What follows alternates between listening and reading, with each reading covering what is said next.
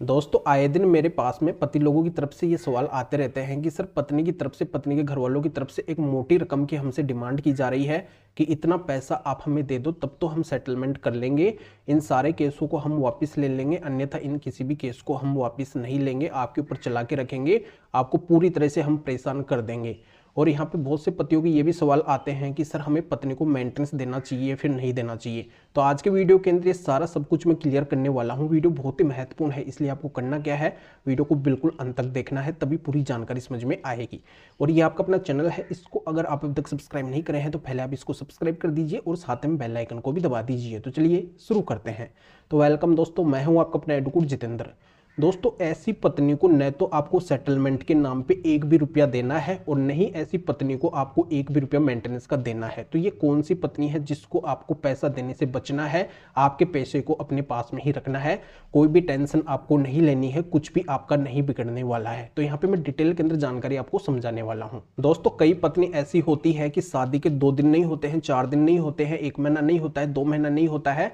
और पति के साथ में, पति के घर वालों के साथ में डिस्प्यूट करना शुरू कर देती है, लड़ाई झगड़ा करती है, घर कलेश बना के रखती है, किसी की बातों नहीं मानती है, पति के घर को छोड़ के अपने मायके जा बैठती है, वहां पे जाके झूठा दहेज का केस कर देती है, मेंटेनेंस का केस कर देती है, डीयू का केस कर देती है, पति के ऊपर पूरी तरह से प्रेशर बनाती है, डराती है, धमकाती है कि इतना पैसा हमें चाहिए तब तो हम सेटलमेंट कर लेंगे, अन्यथा सेटलमेंट नहीं करेंगे। ऐसी स्थिति के अंदर पति लोगों की तरफ से ये भी सवाल आते हैं कि सर पत्नी ने मेंटेनेंस का केस कर दिया है तो हमें उसको मेंटेनेंस देना चाहिए फिर नहीं देना चाहिए। तो दोस्तों यहाँ पे मैं क्लियर कर देता हूँ कि ऐसे मामले के अंदर पत्नी आपके साथ में ज्यादा समय तक रही नहीं है, उसने अपनी पारिवारिक जो जिम्मेदारियां हैं, जो उसका एक पत्नी धर्म है, उसका पालन उसने पूरी तरह से किया ही नहीं है, अपनी जिम्मेदारियों से हटके वो अलग रह रही है और फिर वो मेंटेनेंस का केस कर रही है, कई सारे केस वो कर चुकी है और उन सभी का प्रेशर आपके ऊपर बना रही है। तो यहाँ पे मैं आपको समझा देता हूँ कि आपको टेंशन बिल्कुल भी नहीं लेना है। अगर आपने उस पत्नी के साथ में कुछ भी गलत नहीं किया है और उसके पास में आपके खिलाफ अगर कोई भी एविडेंस नहीं है तो आपका कुछ भी नहीं बिगड़ने वाला है।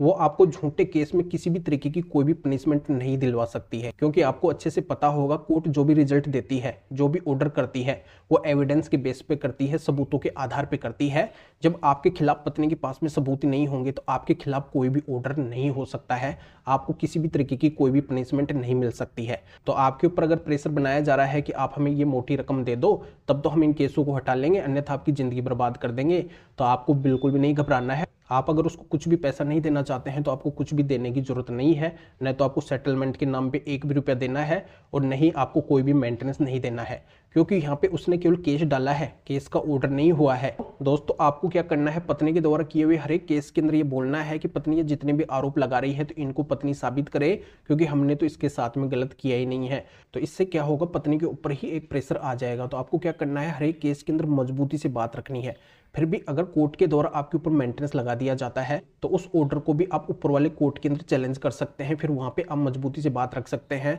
और नीचे कोर्ट का जो भी ऑर्डर मेंटेनेंस का आपके ऊपर हुआ है उसके ऊपर आप स्टे ले सकते हैं। तो इस तरह से आप ऊपर से ऊपर हर कोर्ट के अंदर जा सकते हैं न्याय लेने के लिए, और वहां पे फिर आपको मजबूती से बात रखनी है तो आपको निश्चित हर केस के अंदर न्याय मिलेगी, क्योंकि आप गलत नहीं है, आपने गलत नहीं किया है। और दूसरा दोस्तों यहाँ पे मैं क्लियर कर देता हूँ कि अगर पति पत्नी की शादी हुई काफी समय हो चुका है, कई साल हो चुके हैं, तो कई साल जब हो जाते हैं तो काफी सारे एविडेंस भी पति के पास में हो जाते हैं पत्नी की गलतियों के। ऐसे लंबे समय के अंदर पति क्या करते हैं, कई सारे एविडेंस बना लेते हैं और फिर अगर पत्नी झूठे केस करती है तो उनके अंदर पत्नी की गलती के जितने भी एविडेंस है वो पति को वहां पे रखने हैं, और पत्नी आरोप लगाती है तो उन बातों को भी वहां पे बोलना है कि पत्नी जितने भी आरोप लगा रही है इन सभी को साबित करे। एक भी रुपया नहीं देना चाहते हैं तो आपको देने की जरूरत नहीं पड़ेगी। फिर भी अगर कोर्ट का ऑर्डर आपके खिलाफ हो जाता है तो आपको तुरंत उस मामले को ऊपर वाले कोर्ट के अंदर चैलेंज करना है, और जिस कोर्ट का आपके खिलाफ ऑर्डर हुआ है उसके ऊपर आपको तुरंत स्टे लेनी है। तो इस तरीके से आपका बचाव हो जाएगा। अगर कोई जानकारी आपकी समझ में नहीं आई है तो स्क्रीन के ऊपर मेरे व्हाट्सअप नंबर शो हो रहे हैं, इसके ऊपर व्हाट्सअप मैसेज करके अपॉइंटमेंट बुक करवा के मेरे से कॉल के ऊपर बात कर सकते हैं।